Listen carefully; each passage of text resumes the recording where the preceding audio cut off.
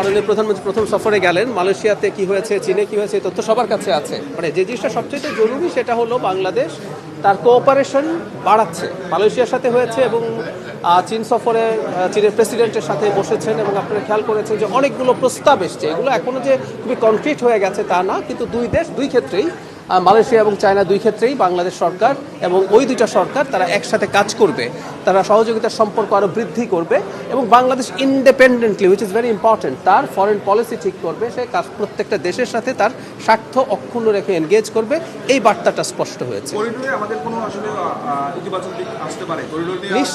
যত যোগাযোগ হয়, এটা যত দেশের সাথে যত রকম যোগাযোগ হয় সেটা সবসময় ভালো। এটাকে এভাবেই দেখা উচিত।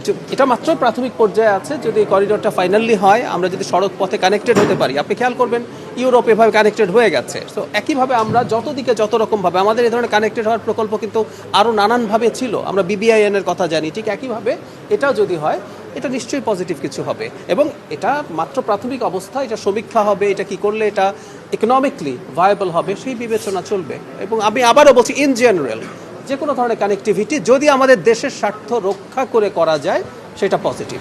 যাদের ভারতের হাইকমিশনারকে পূর্ণমন্ত্রীর মর্যাদা দিয়েছে, সেক্ষেত্রে আসলে বাংলাদেশের কোনো এই বিষয়টা কীভাবে দেখছেন আপনি, এবং এটা আসলে বাংলাদেশের কোনো চাপ আসবে? কোনো চাপের ব্যাপার দেখি না। আমি বরং এভাবে দেখতে চাই যে ভারতের সরকার বাংলাদেশের সাথে আন্তরিকভাবে এনগেজ করতে চায়। ভারত সরকার কিন্তু আগেই বলেছিল, বিশেষ করে অন্তর্বর্তীকালীন সরকারের সময়ে, যে তারা নির্বাচিত সরকারের সাথে তাদের সম্পর্কে যে কিছুটা টানাপোড়েন ওই সময় ছিল সেটা তারা কাটিয়ে আগের মতো পূর্ণ এনগেজমেন্টে যেতে চান।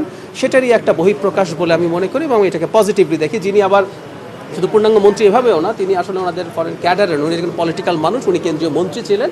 সো আমরা বিশ্বাস করি, আমরা আশা করি আমাদের যে অনিষ্পন্ন যে সমস্যাগুলো আছে সেগুলোর ব্যাপারে তারা আন্তরিক হবেন। এবং একটা কথা আমরা রিপিট করি সবসময়, যে বাংলাদেশ যে কোনো দেশের সাথে তার আত্মমর্যাদা, তার সার্বভৌমত্ব নিশ্চিত রেখে এনগেজ করতে চায়।